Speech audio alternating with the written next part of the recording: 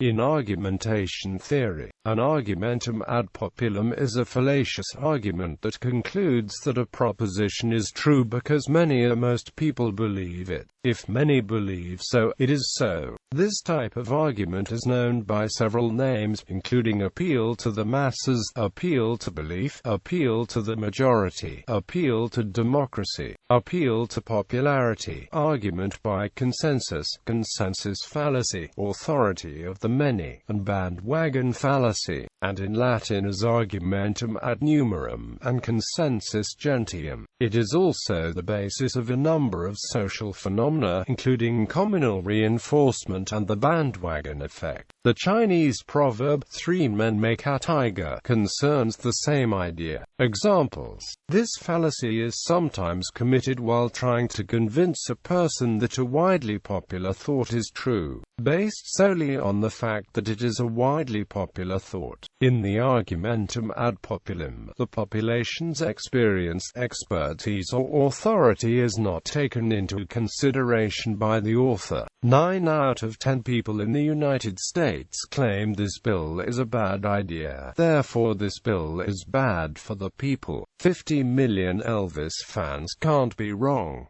Everyone's doing it, therefore it must be good. In a court of law, the jury vote by majority, therefore they will always make the correct decision. Many people buy extended warranties, therefore it is wise to buy them. Millions of people agree with my viewpoint, therefore it must be right. The majority of this country voted for this president, therefore this president must objectively be a good president. My family or tribe holds this as a truth, therefore everyone who disagrees is simply wrong. No one else has ever complained about this, therefore no one can complain about it.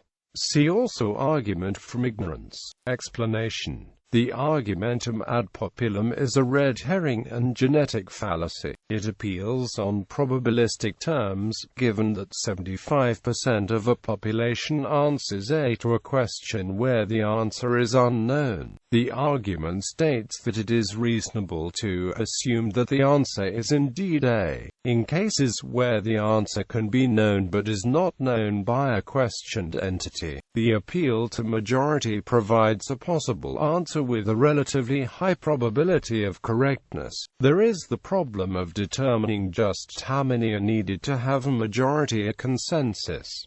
Is merely greater than 50% significant enough, and why? Should the percentage be larger, such as 80 or 90%, and how does that make a real difference? Is the real consensus if there are one or even two people who have a different claim that is proven to be true? It is logically fallacious because the mere fact that a belief is widely held does not necessarily guarantee that the belief is correct. If the belief of any individual can be wrong, then the belief held by multiple persons can also be wrong. The argument that because 75% of people polled think the answer is A implies that the answer is A fails, because, if opinion did determine truth, then there would be no way to deal with the discrepancy between the 75% of the sample population that believe the answer is A and 25% who are of the opinion that the answer is not A. However, smaller percentage of those polled give an answer other than A. This discrepancy by definition disproves any guarantee of the correctness of the majority. In addition, this would be true even if the answer given by those polled were unanimous, as the sample size may be insufficient, or some fact may be unknown to those polled that, if known, would result in a different distribution of answers. This fallacy is similar in structure to certain other fallacies that involve a confusion between the justification of a belief and its widespread acceptance by a given group of people. When an argument uses the appeal to the beliefs of a group of supposed experts, it takes on the form of an appeal to authority. If the appeal is to the beliefs of a group of respected elders of the members of one's community, over a long period of time, then it takes on the form of an appeal to tradition. One who commits this fallacy may assume that individuals commonly analyze and edit the beliefs and behaviors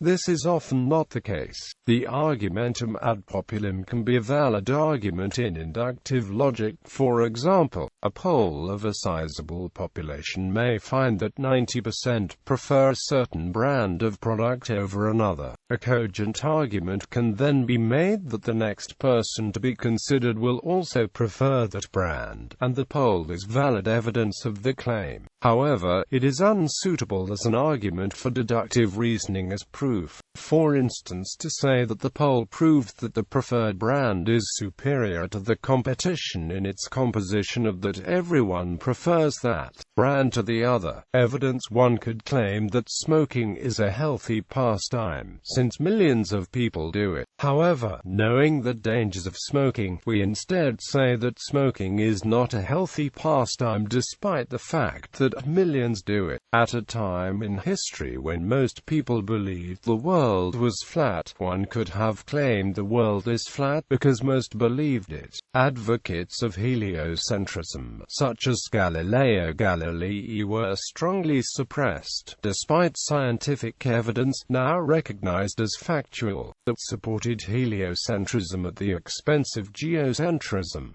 Exceptions. Appeal to belief is valid only when the question is whether the belief exists. Appeal to popularity is therefore valid only when the questions are whether the belief is widespread and to what degree, i.e., ad populum only proves that a belief is popular, not that it is true. In some domains, however, it is popularity rather than other strengths that makes the choice the preferred one. For reasons related to network effects, language, linguistic descriptivists argue the correct grammar, spelling, and expressions are defined by the language's speakers, especially in languages which do not have a central governing body. According to this viewpoint, if an incorrect expression is commonly used, it becomes correct. In contrast, linguistic prescriptivists believe that incorrect expressions are incorrect regardless of how many people use them. Reversals. In some circumstances, a person may argue that the fact that Y people believe X to be true implies that X is false.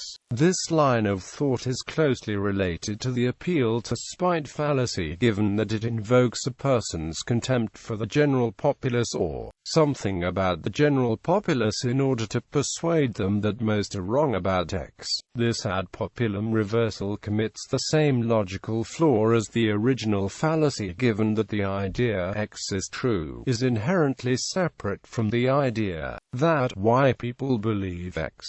Y people believe in X as true purely because Y people believe in it, and not because of any further considerations. Therefore X must be false. While Y people can believe X to be true for fallacious reasons, X might still be true. The motivations for believing X do not affect whether X is true or false. Y equals most people, a given quantity of people of a particular demographic. X equals a statement that can be true or false. For example, consider the arguments. Are you going to be a mindless conformist drone drinking milk and water like everyone else, or will you wake up and drink my product? Everyone likes the Beatles, and that probably means that they didn't have nearly as much talent as an LT, band and GT, which didn't sell out. The German people today consists of the Auschwitz generation, with every person in power being guilty in some way. How on earth can we buy the generally held propaganda that the Soviet Union is imperialistic and totalitarian? Clearly, it must not be. Everyone loves an LTA actor and GT, and LTA actor and GT must be nowhere near as talented as the devoted and serious method actors that aren't so popular like an LTB actor and GT. In general, the reversal usually goes, most people believe A and B are both true. B is false. Thus, A is false.